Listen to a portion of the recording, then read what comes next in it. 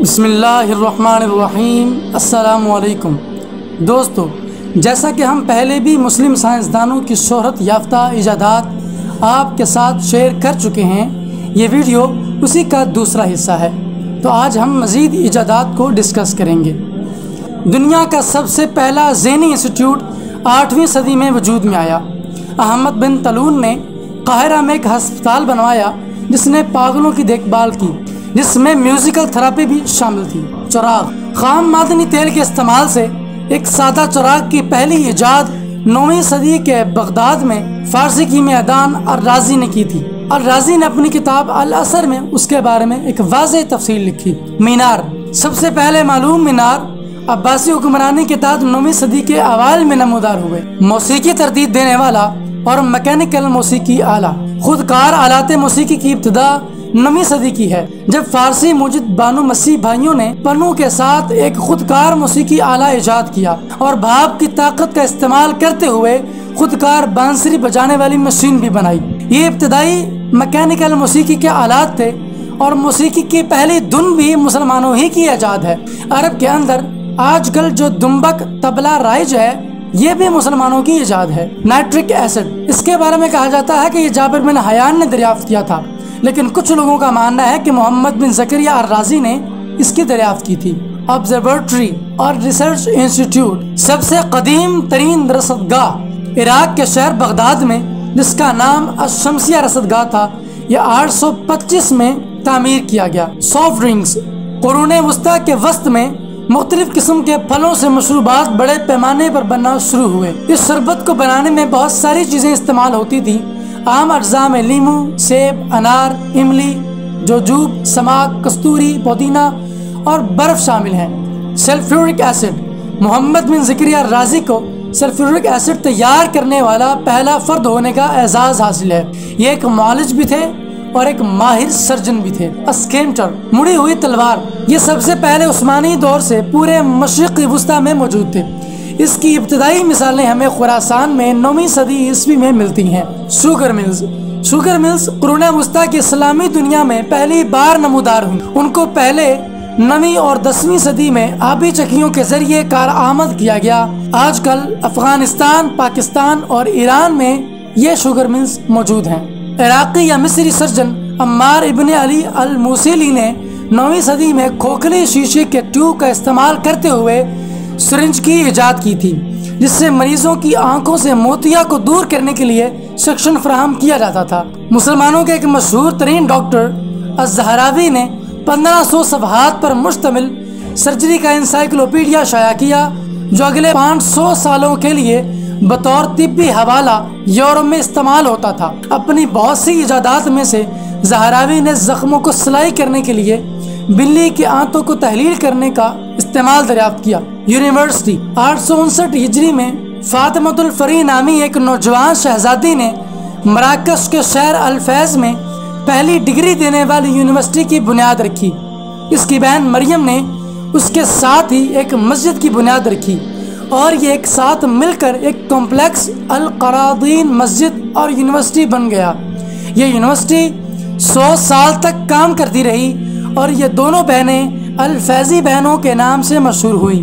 Music کے بارے میں کہا جاتا ہے کہ مشرقی عرب مغرب عرب کے ساتھ اپنے ساز و ہنر کا مقابلہ کیا کرتے تھے۔ میوزک کی بنیادوں پر بھی آپ کو مسلمانوں کے ہنر کے نقوش ملیں گے۔ مسلمانوں کی ایجادات میں وائلن کی ایک پرانی شکل رہب بھی موجود ہے۔ تاریخ یہ بھی بتاتی ہے کہ مسلمان اپنے میوزیکل انسٹرومنٹ کو عربی کے حروف تہجی سے اخذ کرتے تھے۔ یہ واقعی ایک حیران کن ایجاد ہے۔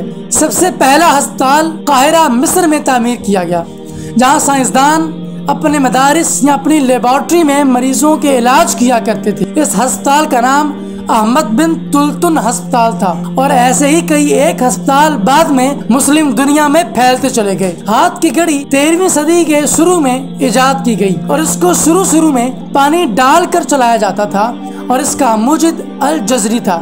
یہ ایک بہت بڑے انجینئر تھے جنہوں نے اس کی ایجاد کی تھی۔ الادریسی ایک بہت بڑا سائنسدان تھا، اس کو جغرافیے کے ساتھ بہت لگاؤ تھا۔ اس نے 12ویں صدی میں ایک نقشہ بنایا جو 3 میٹر کپڑے پر مشتمل تھا۔ اس کو دنیا کا سب سے تفصیلی نقشہ سمجھا جاتا تھا۔ ویسے تو عیسائیوں نے اپنے گرجوں میں مٹی سے دنیا کے نقشوں کو بنا رکھا تھا، جو کہ مسلمانوں میں بھی رائج تھا، لیکن ایسا نقشہ دنیا کے سامنے پہلی بار لایا گیا۔ یہ دنیا کے 7 سمندر، مشرقی افریقہ سے لے کر مغربی انٹارکٹیکا تک تمام تر وضاحت فراہم کرتا تھا۔ 10ویں صدی میں ایک ماہر سرجن الزہراوی پیدا ہوئے۔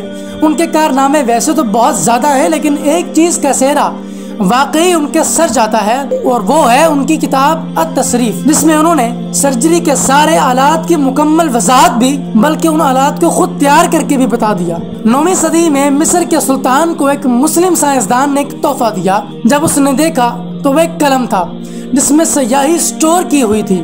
جب سلطان اس کی نوک کو کسی کاغذ پر رکھ کر لکھتا تو وہ تبھی سیاہی کے ساتھ لکھنا شروع کر دیتا۔ یہ واقعی ایک اہم ایجاد تھی۔ یہ سیاہی کشش شکل کی وجہ سے نیچے اتر کر نوک قلم میں آ جاتی تھی۔ چمڑے کی صنعت۔